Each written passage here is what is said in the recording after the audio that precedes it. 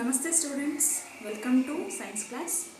In previous class we completed metals and non-metals under chemistry part.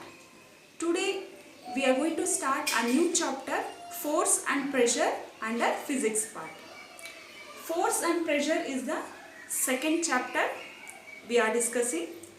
In this chapter mainly two concepts we are going to discuss. That is, force is one concept, pressure is another concept. Under force, we will discuss about definition of a force, effects of force, factors affecting force, balanced and unbalanced force with example, and types of forces, definition and examples of types of forces. These are all the sub-concepts we are going to discuss under the heading force. Similarly, pressure. Under pressure heading, definition of pressure we are going to study. Applications of pressure in our day-to-day life, liquid pressure, properties of liquid pressure along with activities, atmospheric pressure, variation in air pressure, importance of atmospheric pressure. These are all the sub-concepts we are going to discuss under pressure heading. Now, today let us start force and definition of force. We all have observed in our day-to-day life birds flying, animals moving from one place to another place, vehicles are moving, human beings will move from one place to another place. These are all the examples will give that motion is an integral part in our life.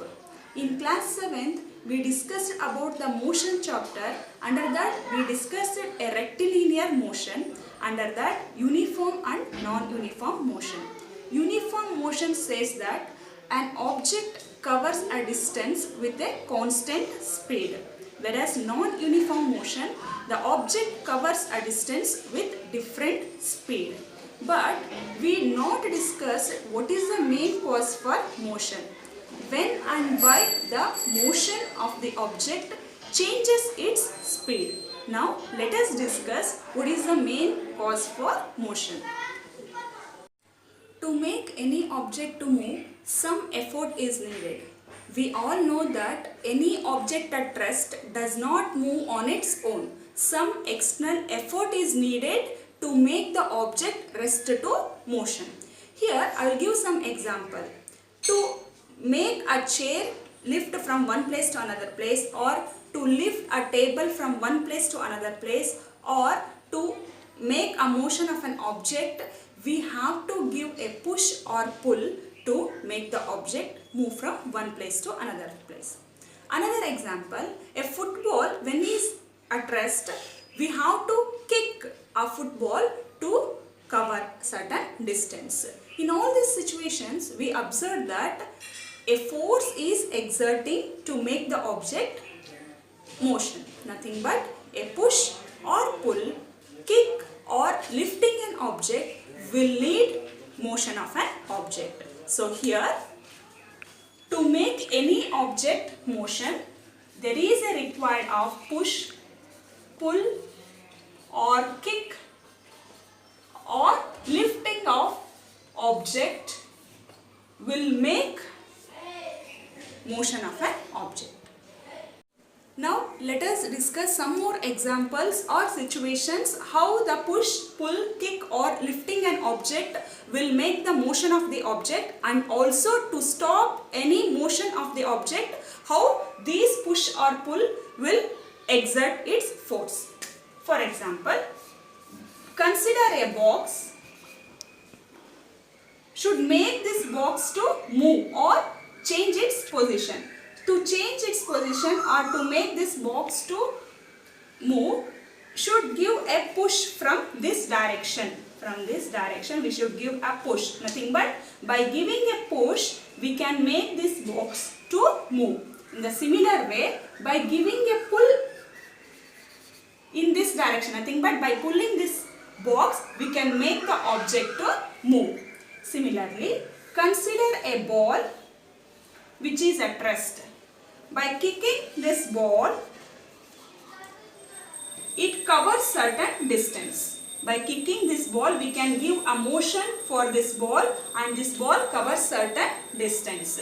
And to lift heavy object or to make the change of its position, we should give a lift to change its position.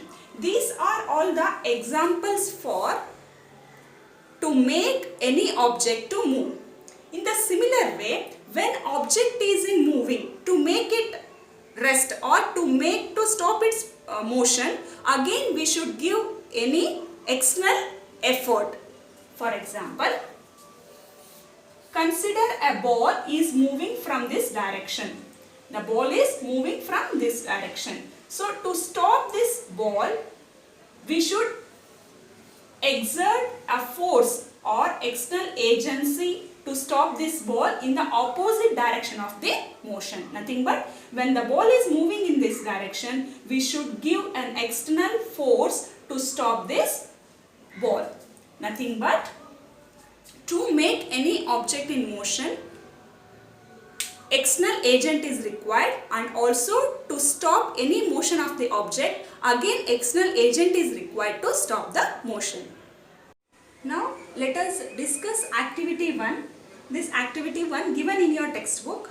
This activity 1 given that different situations involving different objects. From these situations you have to identify actions involved, whether that action, nothing but the effort leads to force or not, and also that efforts interacting more than two objects or not. Now first one is drawing a bucket from a well. To draw a bucket from a well, here rope and hands, two actions involved. This action leads to force, and also this action involves two objects, nothing but the interaction of two objects. Similarly, opening or closing a table drawer. Here also hand and drawer handle, two actions involved. This action involved to lead a force, and also there is a two interacting objects involved. Squeezing wet clothes for drying. Here cloth and hands, actions involved, and also force exerted. There is an interaction of two objects. Pedaling a bicycle. While pedaling a bicycle, pedal and our legs, two actions involved. This action involved for exerting a force, and also here two objects are involved. Moving a loaded trolley and a hockey player taking a penalty corner shot. In all these situations, we can conclude that more than one action involved that leads to a force, and also this effort interacting more than two objects. Nothing but any object to make a motion or to make any body to move, interacting of two objects is necessary, that leads to a force. Now we can define a force. Activity 1, we infer that a force comes into play when at least two objects interact with each other. Whenever there is an interaction between the two objects which leads to a force. Now we can define a force. A force is a push or pull upon an object resulting from its interaction with another object. When there is a pull or push or pull exerting on an object from its interaction with another object, nothing but two objects exerting a push or pull, then only the force taking place on the object. Nothing but whenever there is an interaction of two objects which leads to a force. When an interaction between the two objects ceases, automatically the force exerting on the object stops and there is no motion or moving object does not comes to rest. This will give the definition, brief definition of force. In the next session, let us discuss effects of force. In this class, we discussed a brief introduction of force and also definition of force along with the activity. Thank you, children.